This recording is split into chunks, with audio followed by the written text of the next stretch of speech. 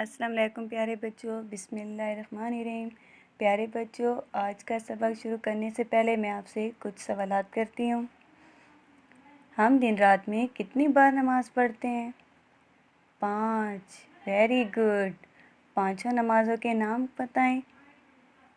फजर, ज़ोहर, असर, मगरिब, इशा। Very good. और आज का हमारा उन्वान भी नमाज है। पेज नंबर 10 पर देखें।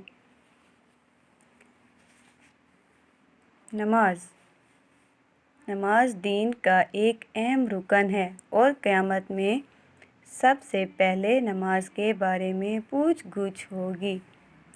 कुरान मजीद में बार बार नमाज पढ़ने की ताकीद आई है। अल्लाह ताला कुरान में फरमाता है, नमाज पढ़ो और मुशरिकीन में से मत बनो। बेशक नमाज बेहयाई और बुरे कामों से रोकती है। अपने घर वालों को नमाज का हुक्म करते रहें और ख़ुद भी इसकी पाबंदी करें। नमाज के बारे में नबी करीम सल्लल्लाहु अलैहि वसल्लम ने भी बहुत ताकीद फरमाई है। नमाज जन्नत की कुंजी है। नमाज का मर्तबा दीन में ऐसा ही है जैसा कि सर का दर्जा बदन में है। जमात की नमाज अकेले की नमाज से सवाब में 27 दर्जा ज़्यादा होती है। जो शख्स पाँचों नमाज़ों को उनके वक्त पर अदा करने की पाबंदी करे, अल्लाह ताला उसको अपनी ज़िम्मेदारी पर जन्नत में दाखिल कर देगा। प्यारे बच्चों, नमाज जो है वो दीन का एक अहम रुकन है और क़यामत के दिन नमाज के बारे में पूछ गुछ होगी। कुरान पाक में भी बार बार नमाज की ताकीद आई है और अल्लाह ताला कुरान पाक में फरमाता है, नमाज पढ़ो, मुशरिकीन में से मत बनो, क्योंकि नमाज हमें बुरे कामों से और बेहयाई से रोकती है।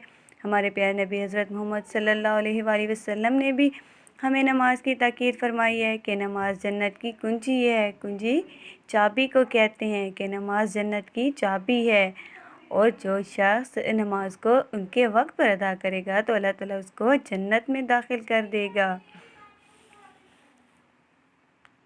नमाज के औकात। अल्लाह ताला ने नमाज़ों के औकात मुकर्रर किए हैं। इसका मकसद ये होता है कि बंदा मुकर्ररा औकात में नमाज अदा करे और दरमियानी औकात में अपने दुनियावी कामों को पूरा करे।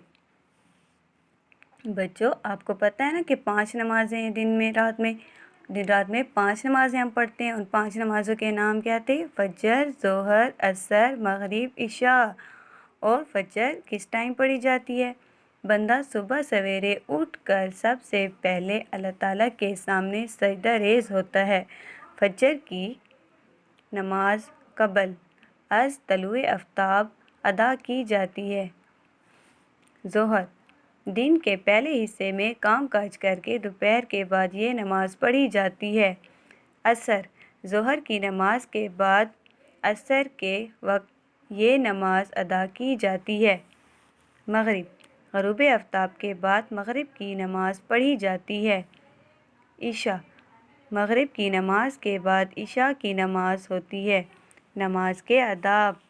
बच्चों, हम जो 5 नमाज़ें पढ़ते हैं दिन रात में तो उनके आदाब भी हैं कि हम उनको किस तरह अदा करें, किन किन बातों का ख्याल रखें। साफ़ सुथरे कपड़े पहनकर नमाज पढ़नी चाहिए।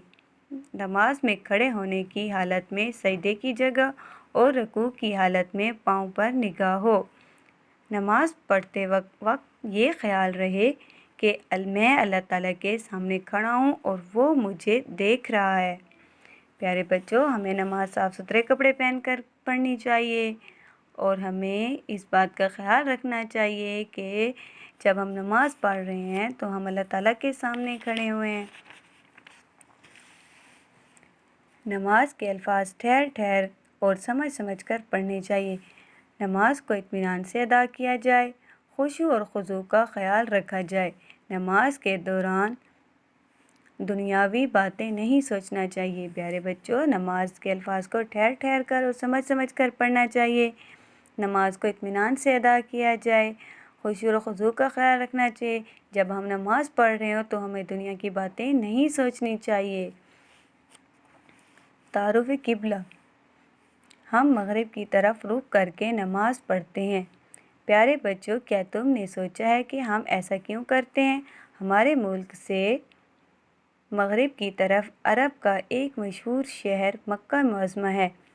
اس شہر میں ایک مسجد ہے جس کے اندر خانہ کعبہ ہے۔ اسے بیت اللہ یعنی کہ اللہ تعالیٰ کا گھر کہا جاتا ہے۔ ہم خانہ کعبہ کی طرف رخ کر کے نماز پڑھتے ہیں۔ یہی مسلمانوں کا قبلہ ہے۔ دنیا کے دوسرے ممالک کے مسلمان لوگ بھی خانہ کعبہ کی طرف رخ کر کے نماز پڑھتے ہیں۔ مسلمان وہاں جا کر حج بھی ادا کرتے ہیں۔ پیارے بچوں، سب مسلمانوں کا اللہ ایک ہے۔ پیغمبر حضرت محمد صلی اللہ علیہ وآلہ وسلم ایک ہے۔ اسی طرح عبادت کا مرکز بھی ایک ہے۔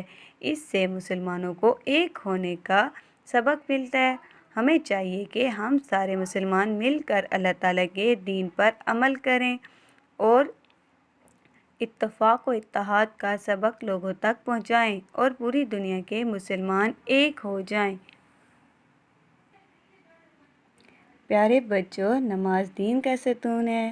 نماز جنت کی کنجی ہے۔ نماز مومن کی معراج ہے۔ نماز پڑھنے سے دل کو سکون ملتا ہے اور اللہ تعالیٰ بھی خوش ہوتا ہے۔ اس لیے پیارے بچوں، آپ کو 5 نمازوں کو ان کے صحیح وقت پر ادا کرنا چاہیے۔ پیارے بچوں، آپ نے اس سبق کو اچھی طرح سے ریوائز کرنا ہے۔